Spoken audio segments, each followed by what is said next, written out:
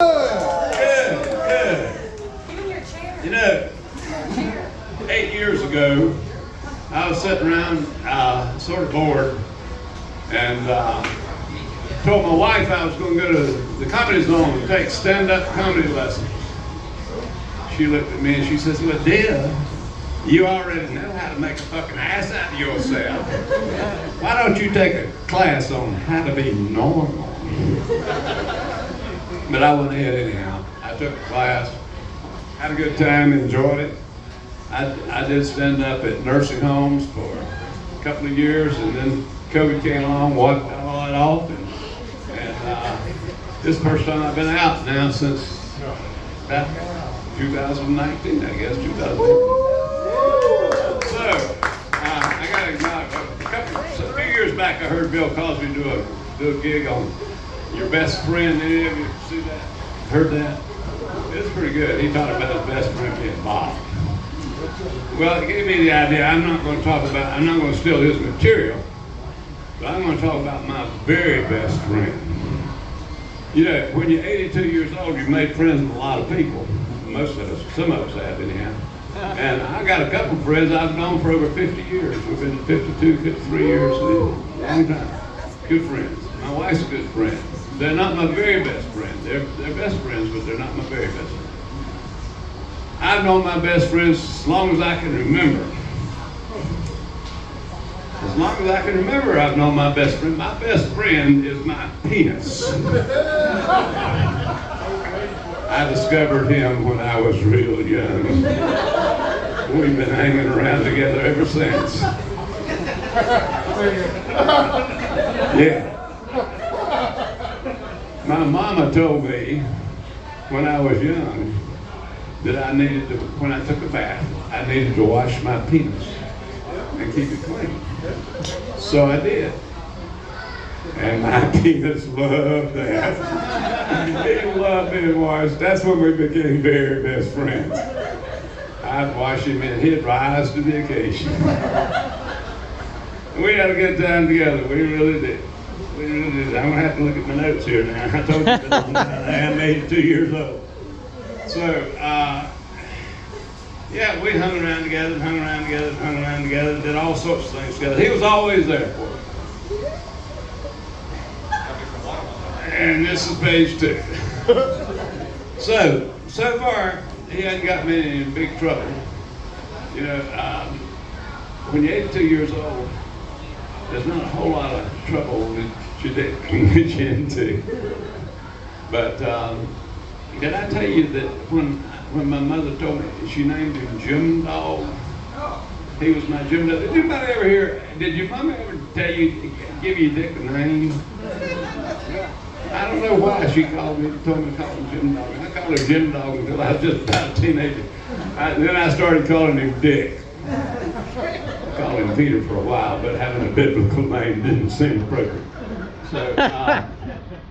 So Dick and I, we had a lot of fun together. Yes, we did. He never got me in trouble.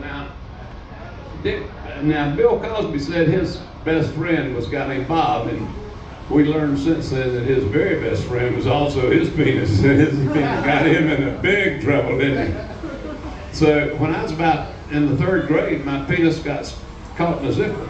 Whoa. My teacher had to get it uncovered. That's about the only kind of trouble that can get me in now. But when I was a teenager, I changed his name to Dick. Oh yeah, my buddies always called all their penises Dick. And back in those days, I don't know if they still do it or not, but guys always bragging about how big their dick was. My dick's bigger than your dick. My dick's bigger than your dick. My dick's bigger than your dick. I know. Anyway, used to be anyhow. So, my mother used to stand me up next to a wall from time to time and measure me, put a mark on the door, see how it's growing every year. Did anybody ever do that? Yeah, a lot of people have done that. So I started measuring my dick. I had to wake him up. It was hard. No, it wasn't hard, but it was hard. Anyhow, I measured him. Later on, I found out it's not the length, it's the route. counts. So, let me look at this one more time here. Dick liked me a lot. He always wanted me to play with him. We played a lot. We really did. I loved playing with him. He loved playing with me. So that was good. We took that.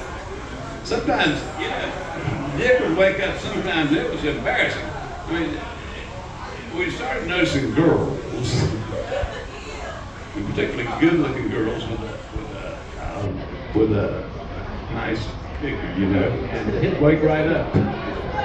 He'd wake up. It was embarrassing. I mean, sometimes this has happened in church, and so we played a lot. After that, we said, girl, you didn't have to see him. She'd just think about him, and he'd wake up and we'd start talking.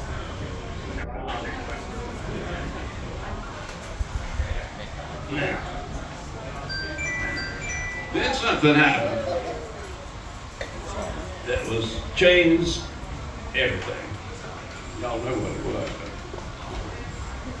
I was dating this girl, and she and her very best friend named Pussy. Dick met Pussy, and he went nuts. I mean, he had such a great time with Pussy. And then Elvis came along. And Elvis is known for his music, but Elvis is really, Elvis would shake his legs, and pussies would wake up all over the world. I mean, pussies were waking up more than any time in history. And oh, that was a good time to be alive. Good time to be alive. Girls started wearing mini skirts, and it was just something else. And so we stayed busy a lot, and everything. We thought life was as good as it gets, and then somebody kissed him. When somebody kissed him, it just was crazy. He couldn't wait to get kissed again. All he wanted to do was get kissed. He didn't want me to play with him anymore. He wanted me to find somebody else and get kissed and kissed and kissed, and that went on for a long time. And then he started getting old, and there's a period of time when he just didn't want to poke around very much. And then Pfizer invented Viagra. Viagra was wonderful. It was the best thing that happened since the pill. That was wonderful too. But we had round two.